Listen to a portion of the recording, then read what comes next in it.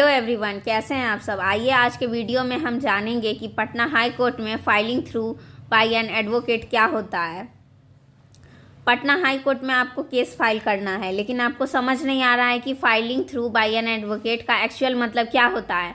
आज इस वीडियो में आपको सिंपल लैंग्वेज में लाइन बाय लाइन मैं समझाऊंगी ताकि आप कोर्ट के प्रोसीजर को आसानी से समझ पाओ। पहला बेसिक अंडरस्टैंडिंग आप समझिए। कोर्ट के अंदर केस फाइल करने के दो तरीके होते हैं। पहला फाइलिंग इन पर्सन, जिसमें पार्टी खुद कोर्ट में केस फाइल करती है।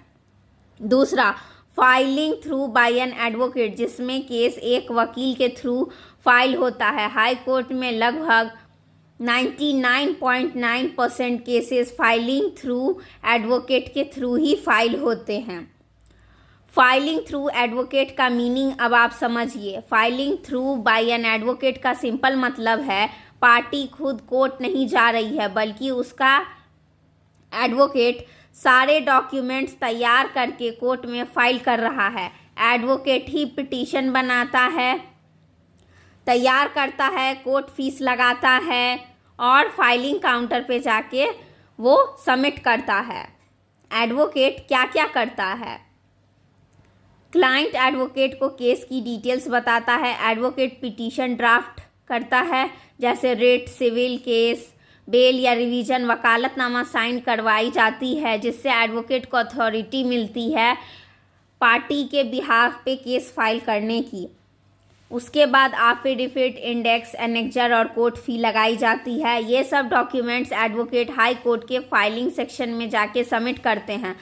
फाइलिंग के बाद केस को एक डायरी नंबर या केस नंबर मिलता है। अब आप इम्पॉर्टेंट फैक्ट्स को समझिए।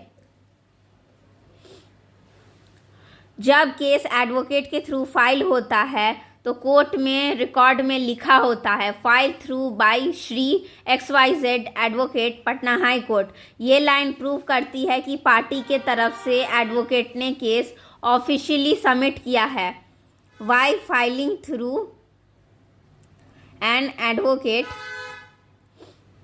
is better? हाई कोर्ट का प्रोसीजर टेक्निकल होता है, इसीलिए डायरेक्ट फाइलिंग मुश्किल होती है। एडवोकेट सब लीगल रिक्वायरमेंट्स जानता है, stamping, format, registry, objection, case number, listing etc। इसीलिए फाइलिंग थ्रू एडवोकेट सेफेस्ट और प्रोफेशनल मेथड है। अब जब भी आप हाई कोर्ट में केस फाइल करोगे और देखोगे filing through by an advocate लिखा हुआ आपने फाइल में, तो आप समझ जाओगे कि ये केस एक ऑथराइज एडवोकेट के थ्रू ऑफिशियल प्रोसेस को फॉलो करके फाइल हुआ है। अगर आपको high court filing, case number, diary number या ड्राफ्टिंग फॉर्मेट के बारे में कुछ भी समझना है तो आप कमेंट कर सकते हैं। और अगर हम अपनी वीडियो को समराइज़ करें तो अगर राम कुमार को पटना हाई कोर्ट में रिट फाइल करना है तो वो डायरेक्ट फाइल नहीं करेगा, वो एक एडवोकेट के पास जाएगा और उनको केस फाइल करने के लिए ऑथराइज करेगा थ्रू वकालतनामा। यही कहलाता है filing through by an advocate. अगर आपको मेरी ये वीडियो पसंद आई है तो इसे लाइक करें, शेयर करें और सब्सक्राइब करना मत भूलें। Thank you for watching.